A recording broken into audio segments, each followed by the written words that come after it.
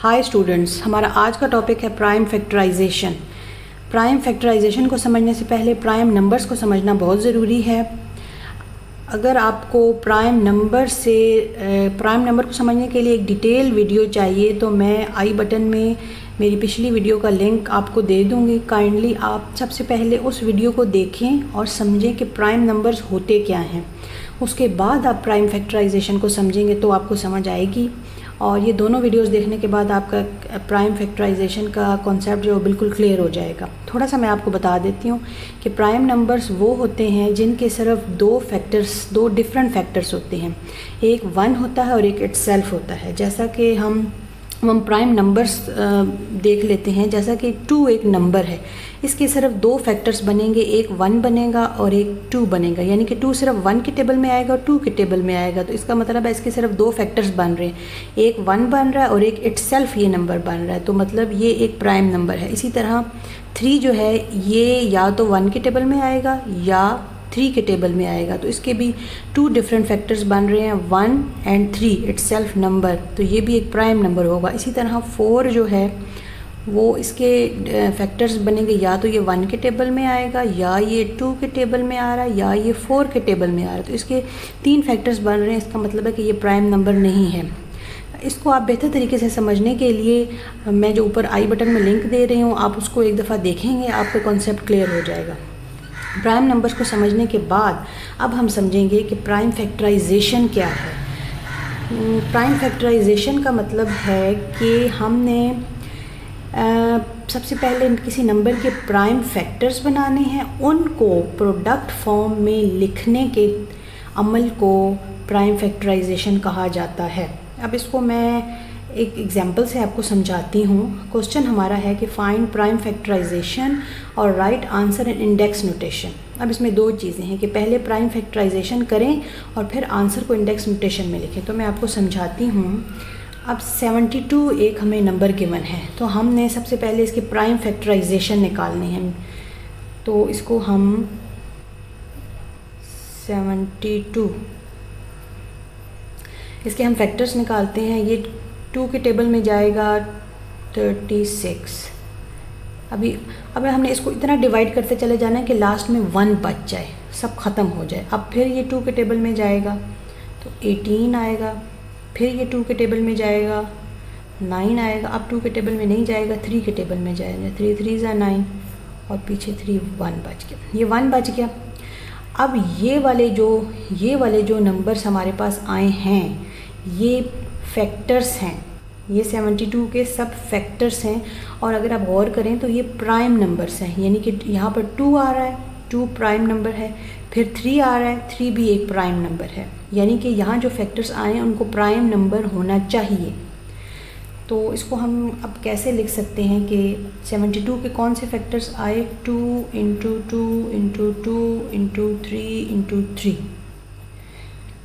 यहाँ पर हमारा जो क्वेश्चन का पहला पार्ट था कि प्राइम फैक्टराइजेशन, ये प्राइम फैक्टराइजेशन ये पहला पार्ट कंप्लीट हो चुका है कि हमने इसके फैक्टर्स निकाल लिए हैं। और ये फैक्टर्स के अंदर जितने भी नंबर आए हैं ये आप चेक करें, 2 और 3 नंबर आए हैं, तो ये दोनों प्राइम नंबर्स हैं।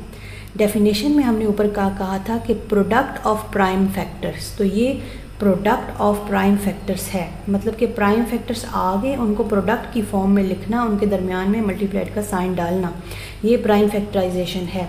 अब आगे हमें कह रहे हैं कि हमने इसका आंसर इंडेक्स नोटेशन में देना है। वो कैसे करते हैं कि अब यहाँ पर हमारे पास 2 जो है वो 3 टाइम्स आ रहा है। यानी कि अगर यहाँ पर एक छोटा सा रूल अप्लाई होगा कि कोई भी बेस अगर सेम हो, यहाँ पर बेस क्या है? 2 2 2, ये 2 बेस है, ये सेम है। अगर बेस सेम हो तो इनकी पावर्स ऐड होती हैं। 2 की यहाँ पर पावर 1 है, 2 की यहाँ पर पावर 1 है, 2 की यहाँ पर पावर 1 है। तो 2 1 टाइम लिखेंगे और उनकी पावर्स को ऐड करेंगे। 1 + 1 + 1 3। इसी तरह यहाँ पर बेसिस सेम है।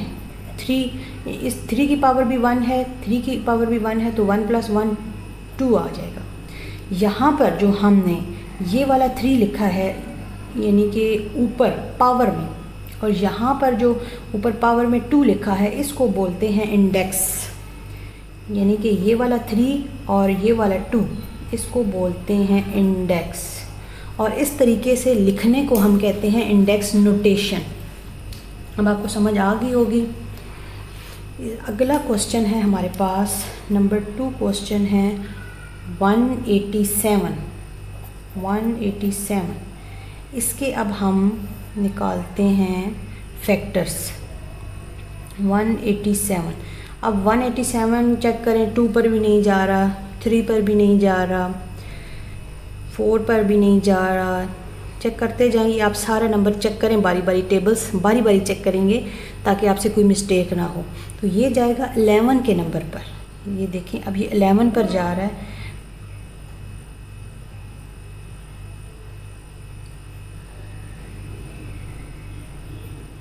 ये 11 के टेबल में गया, इससे पहले किसी पर नहीं जा रहा। अब 17 बच गया, 17 1 पर जाएगा, यानी कि हमने इसके इतने फैक्टर्स निकाले कि लास्ट में 1 बच गया। तो अब यहाँ पर इसके फैक्टर्स क्या आए, 11 मल्टीप्लाइड बाय 17।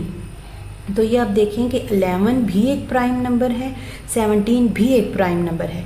11 के सिर्फ 2 ही फैक्टर्स बन रहे हैं, एक 1 है और एक 11 है, इसके अलावा इसका कोई फैक्टर है ही नहीं। इसी तरह 17 का भी एक 1 फैक्टर है और एक 17 खुद एक फैक्टर है, इसके अलावा ये किसी और टेबल में नहीं जा रहे। मींस के हमारी जो प्राइम फैक्टराइजेशन की रिक्वायरमेंट थी, प्रोडक्ट ऑफ प्राइम फैक्टर्स, तो ये प्राइम फैक्टर्स हैं, इनका प्रोडक्ट, इनको हमने फॉर्म में लिख दिया, ये हमारा इसका आंसर आ गया। अब यहाँ पर तो हम इसको इंडेक्स नोटेशन में लिख ही नहीं सकते, क्योंकि यहाँ पर 11 भी 1 टाइम्स है और 17 भी 1 टाइम है। अगर 2 या 3 टाइम्स होते तो हम उसको इस ऊपर वाले तरीके से लिख देते, हमारा इंडेक्स नोटेशन आ जाता। इसके बाद हमारे पास क्वेश्चन नंबर 3 है 336 कि यहाँ मैं लाइन लगा देती हूँ ताकि आप लोगों को मिक्स ना हो। अब 336 को हम डिवाइड करते चले जाते हैं, तो जब तक 1 नहीं आ जाता हम इसको करते चले जाएंगे। 2 से करेंगे तो आएगा 168, फिर 2 से करेंगे तो 84, फिर 2 से करेंगे 42, फिर 2 से करेंगे 21। अब 2 पर नहीं जाएगा, अब ये 3 पर जाएगा। 3 7 जा और 7 1 जा। हमने इसको इतना डिवाइड करते चले गए हैं कि लास्ट में 1 बच गया है। और इसका चेक ये भी है कि ये प्रोसीजर हमने सही किया है कि नहीं। ये जो इसके फैक्टर्स आ रहे हैं, इनको अगर आपस में मल्टीप्लाइड करने से हमारे पास आंसर 336 आता है, तो मीन्स हमारा ये जो प्रोसीजर हमने किया ये बिल्कुल ठीक किया, इसमें कोई मिस्टेक नहीं। तो इस 336 के क्या फैक्टर्स बने, 2 × 2 × 2 × 2, 2 4 टाइम्स है, मल्टीप्लाइड बाय 3 मल्टीप्लाइड बाय 7। अब ये prime product of prime factors बन गया। इसमें 2 आ रहा है, ये प्राइम नंबर है, 3 आ रहा है, ये भी एक प्राइम नंबर है, 7 है, ये भी एक प्राइम नंबर है। तो अगला स्टेप हमारे पास क्या था, इंडेक्स नोटेशन में हमने लिखना है। तो अब ये 2 जो है ये एक, इनकी बेस सेम है, सबकी पावर्स 1 1 है, तो 2 लिख के ऊपर 4 लिखेंगे, मल्टीप्लाइड 3 और 7 एज इट इज़ लिखेंगे, क्योंकि ये 1 टाइम। ये हमारा आंसर कंप्लीट हो गया। उसके बाद अगला क्वेश्चन है 630। इसको हम कैसे सॉल्व करेंगे। 630 को भी हम इसके फैक्टर्स बनाते जाएंगे। ये अब 2 के टेबल में आएगा 2 3 1 5, उसके बाद ये 3 में आएगा 105, फिर 3 में आएगा 3 5, फिर 5 में आएगा, फिर 7 में आएगा। तो इसके फैक्टर्स हमारे पास क्या बने, 2 × 3 × 3 5 × 7। तो अब ये हमारे पास फैक्टर्स बन गए, और ये चेक करें ये सब प्राइम नंबर्स हैं। 2 भी प्राइम नंबर है, 3 भी प्राइम नंबर है, 5 भी प्राइम नंबर है, 7 भी प्राइम नंबर है। तो अब हम इसको इंडेक्स नोटेशन में कैसे लिखेंगे, ये हमारे पास सिर्फ एक पेयर बन रहा है। 2 एज इट इज़ रहेगा, 3 1 टाइम, इनकी पावर्स 1 + 1 2 हो जाएंगी, मल्टीप्लाइड 5 × 7। तो ये हमारे पास कंप्लीट हो गया। उम्मीद है आपको समझ आ गई होगी, लेकिन आप प्राइम नंबर्स की जो वीडियो है ना उसको आप पहले अच्छे तरीके से समझेंगे, फिर आपको प्राइम फैक्टराइजेशन की समझ आएगी। तो बहुत इजी सा है। फिर भी अगर आपको कोई चीज़ समझ नहीं आई तो आप मुझे कमेंट्स कर सकते हैं, मैं आपको दोबारा से समझा दूँगी।